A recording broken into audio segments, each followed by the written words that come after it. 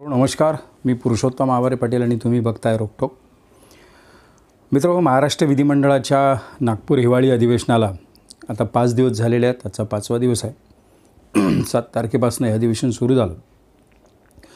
नागपूर आणि अकोला कराराप्रमाणे अपेक्षित असं होतं की विदर्भामध्ये किमान 1.5 ते 2 महिन्याचं अधिवेशन हे महाराष्ट्राच्या विधिमंडळाचं व्हायला हवं.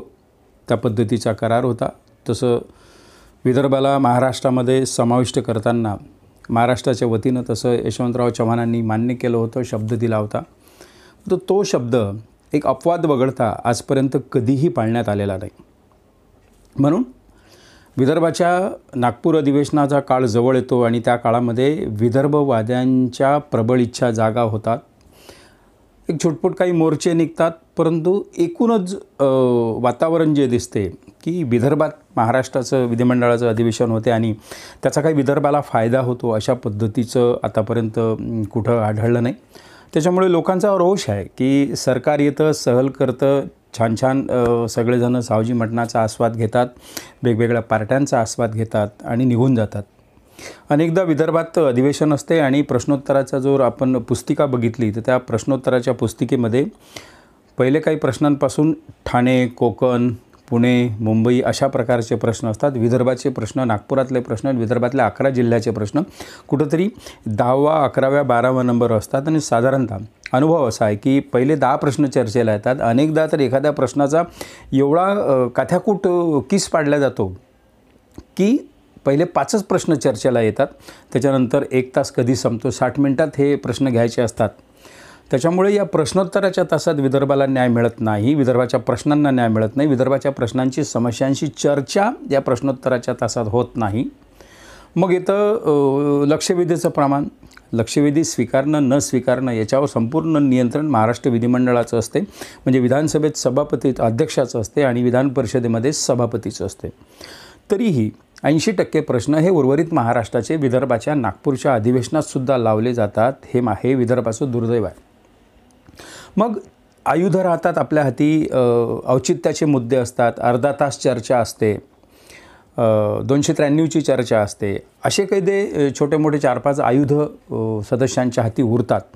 त्याही आयुधामध्ये मोठ्या प्रमाणावर इतर प्रबळ नेते जे आहे की जे वेगवेगळ्या पक्षाचे आहेत आणि प्रामुख्यानं पश्चिम महाराष्ट्राचे किंवा विदर्भाबाहेर गैरवैदर्भीय जे आहेत त्यांच्याजवळ हे मुद्दे असतात आणि त्यांनी जर हे आयुध वापरली तर अनायासे संधी त्यांना मिळते. आणि विदर्भातले जे काही आमदार आहेत त्या आमदारांनी हे प्रश्न उपस्थित केले तरी हे आयुध त्यांचं तिथे चालत नाही, असा आजपर्यंतचा अनुभव आहे. साधारणतः विदर्भात जे 65-66 आमदार आहेत त्याच्यापैकी बोलणारे लोक किती आहेत आपल्याला सगळ्यांनाच माहीत आहेत की बोलणारे लोक बोटावर मोजण्या एवढे लोक आहेत. आधी विरोधी पक्षात भारतीय जनता पक्षाचं राज्य होतं तेव्हा सुधीर मुनगंटीवार असतील बोलणारे, देवेंद्र फडणवीस असतील, डॉक्टर संजय कुटे असतील, असे एक 7-8 आमदार होते. पण त्याच्यानंतरची काय परिस्थिती झाली, आत्ताच्या घडीला महाराष्ट्राच्या विधानसभेत, विधान परिषदेमध्ये विदर्भातले बोलणारे आमदार कोण आहेत हे कंदील लावून शोधावं लागतं, अशी परिस्थिती दुर्दैवाने आलेली आहे. ज्यांना बोलण्याची क्षमता आहे ती माणसं बोलत नाहीत. ती वेगवेगळ्या आपल्या व्यवसायामध्ये आणि या सगळ्या दहशतीखाली आहेत. त्याच्यामुळे ते सरकारमध्ये गेले असले. आता सरकारमध्ये 3 प्रमुख महत्त्वाचे पक्ष आहेत. भाजप आहे, शिंदेची सेना आहे आणि अर्धी राष्ट्रवादी आहे, अजितदादांची आहे. या 3 प्रबळ पक्षांचे नेतेही प्रबळ आहेत, बोलणारे आहेत, संसदपटू आहेत.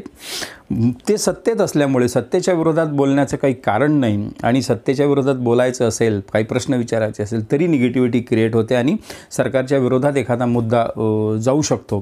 त्याच्यासाठी सत्ताधारी पक्षांना आमदारांना सूचना असतात की सहसा तुम्ही बोलू नका, तुम्ही या संबंधित मंत्र्याकडे, मुख्यमंत्र्याकडे या, निवेदन द्या, तुमचं काम करून घ्या, त्या संबंधित विषयाची एखादा प्रलंबित विषय असेल तर त्याची बैठक लावा. अशा पद्धतीच्या सगळ्या गोष्टी सत्ताधारी आमदारांना सांगितल्या जातात. म्हणून विधिमंडळात सत्ताधारी सदस्य सहसा आवाज उठवण्याचा प्रयत्न करीत नाही. हा आतापर्यंत इतिहास आहे. मग राहिले कोण? छोटे पक्ष असतील, अपक्ष असतील. आता अपक्ष म्हटलं तर साधारणतः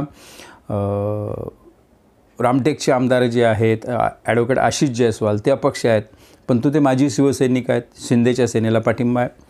तांत्रिकदृष्ट्या बच्चू कडू हे अचलपुरातून प्रहार जनशक्ती पार्टीचे आमदार आहेत, त्यांचे 2 आमदार आहेत. एक चिखलदऱ्याचे मेळघाटचे आमदार पटेल आणि बच्चू भाऊ जुमानत नाहीत. अनेकदा शेती मातीच्या प्रश्नांवर, त्यांना अपंगांच्या प्रश्नांवर, दिव्यांगांच्या प्रश्नावर त्यांना जे वाटते तेव्हा ते सरकारमधल्या मंत्र्यांनाही ठोकण्याचं काम करत असतात.